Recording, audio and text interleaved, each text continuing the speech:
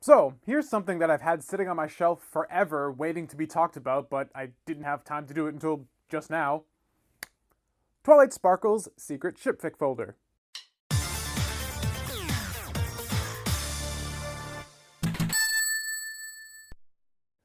Twilight Sparkle's Secret Shipfic folder is a self-proclaimed silly card game about shipping ponies by the superbly, and if this game is any indication, accurately named Horrible People Productions. The premise of the game is that Twilight Sparkle is secretly Equestria's most prolific and horrific fanfic author, and ships every pony she knows in every way, shape, and form imaginable. Using a series of cards representing Twilight and her friends and increasingly ridiculous shipping tropes, you help Twilight write the most amazing fanfiction ever as you expand a web of cartoon horse relationships. The game revolves around the concept of the shipping grid, an ever-expanding web of relationships between the residents of Equestria. The grid grows as players put down new pony cards and relationship cards that bring them together, and at the center of it all is fanfic author Twilight herself. While players can freely modify and swap around members of the grid as they please on their turn, Twilight herself remains the one unyielding centerpiece of the board, the unashamed source of all your depravity. The cards are divided up into three types: ponies, which represent the characters of Equestria that would be falling victim to Twilight's twisted quill; ships,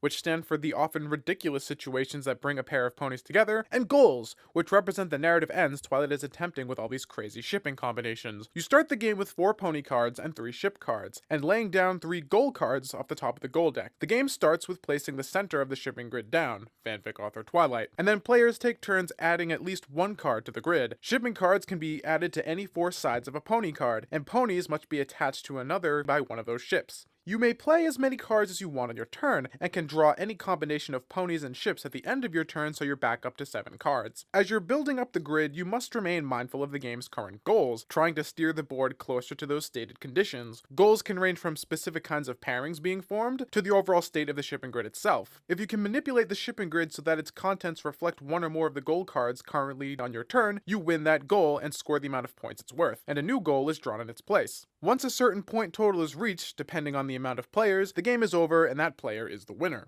The biggest strength of Shipfic is easily its fantastic theming and sense of humor. While it has solid enough mechanics, this is clearly a game designed for fans of Friendship is Magic, and fans alone. The cards contained in the unassuming purple box are absolutely hilarious, and have some great fandom references and inside jokes that'll be lost on players not familiar with the source material. If you aren't playing Shipfic with MLP fans, your fun will be severely diminished. Likewise, the artwork for all the cards is colorful and expressive, a perfect match to the game itself. Both contain a plethora of energy. The best part of the presentation, though, far and away, is the flavor text on the bottom of each card. Every card in the game has an excerpt from one of Twilight's fanfics that is relevant to the card itself, and the way they poke fun at the fanfiction community with such subtlety and believability is beyond compare. And as far as I'm concerned, reading them aloud while playing is mandatory.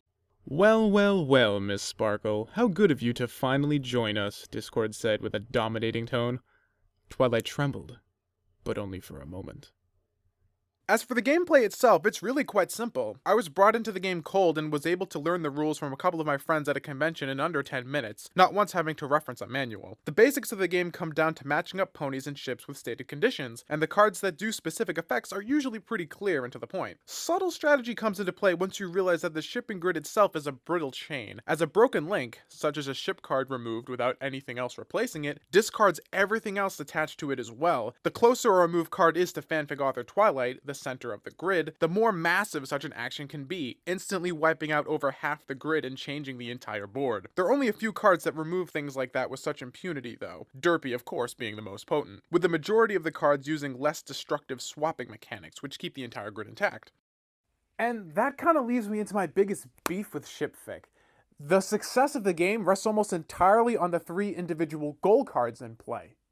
Whether your moves are relevant or not rests solely on the contents of the current goals. If no one has any cards that have anything to do with the goals in play, the game can come to a grinding halt, as the grid just endlessly expands with empty ships. Granted, cards do have effects that let you shuffle the grid around and, more importantly, shuffle the goals around, but one of the games I played had to essentially be abandoned after 20 minutes of empty turns. This only happened once out of the 3 or 4 times I played the game though, so I can't really speak to the frequency of this happening. For me personally, the game is incredibly fun to play, play, but I think the fun is equally from the mechanics and the theme. Take the laughing fits in between players narrating the flavor text of the cards as they play them, and I'm not sure that the mechanics would stand on their own, as Shipfic feels like a lot more hands-off at times than other tabletop games I've played. Shipfic offers a great experience for My Little Pony fans, but at the expense of being rather dry for those unfamiliar with its theme.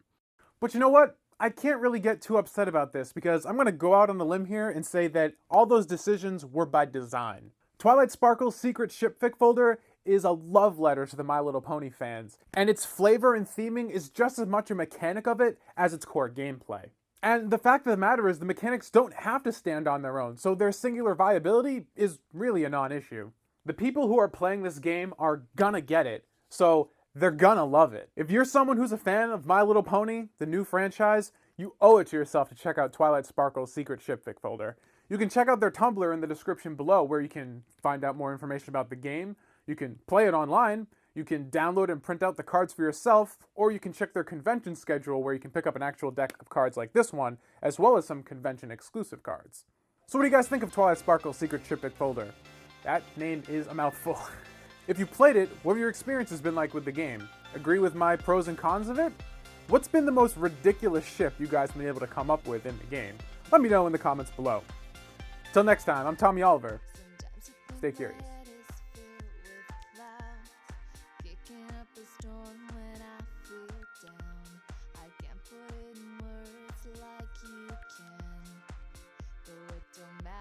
You understand. Sometimes I think that I am overwhelmed by the vastness of my realm. Reaching up, the sun splits in 5.